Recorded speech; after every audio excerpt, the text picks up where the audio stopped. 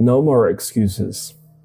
If you feel like the Lord has been calling you to do something and still you would refuse, then this word is for you.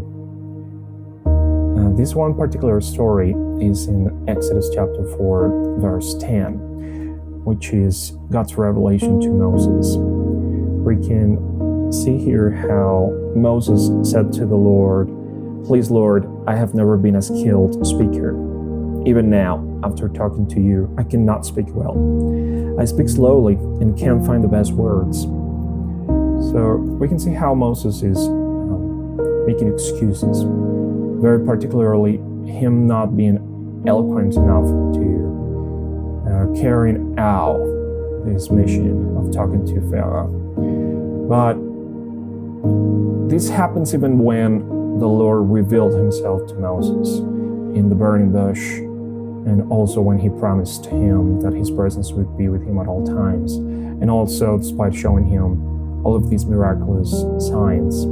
So still after all this, Moses hesitates. We can see how his objection is not really about speech. So most scholars and theologians interpret Moses' "I can speak" as more of a lack of confidence. It's not about a speech impediment. Also, a fear of leadership, this feeling or a sense of being inadequate for this mission. And also there may be this thing about his identity, considering that he was a Jewish boy who was raised as an Egyptian. But what is very interesting about this one part is what the Lord answered when he said, one verse later, "Who made a person's mouth, and who makes someone deaf or not able to speak? Or who gives a person sight or blindness? It is I, the Lord. Now go, I will help you speak. I will teach you what to say."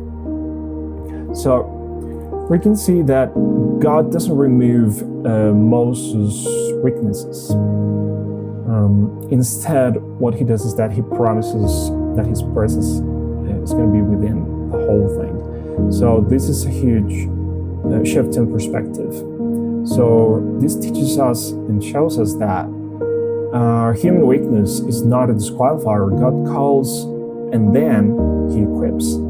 The power will come from God, not Moses' eloquence. So this shows how this divine mission rely on divine sufficiency, not a natural talent. That's a very important thing to keep in mind. Also, this shows us how God chooses the unlikely. Moses is an example of that, and he's not the only example. We can see other patterns here. It's like Abraham being childless, who becomes the father of nations, where God, also David, just a shepherd becoming a king, and also Mary being a humble girl and becoming the mother of the Messiah. So we can see many examples like this in the scriptures. And Moses fits exactly the same symbolic pattern. So God delights in choosing the weak to display his strength. So Moses' weakness became this stage for God's power. So even when we deal with feelings of unworthiness, or even if we doubt ourselves, if we are in fear, or we just want to avoid responsibility, God keeps on calling us. And that's what he's telling us and teaching us today. No more excuses.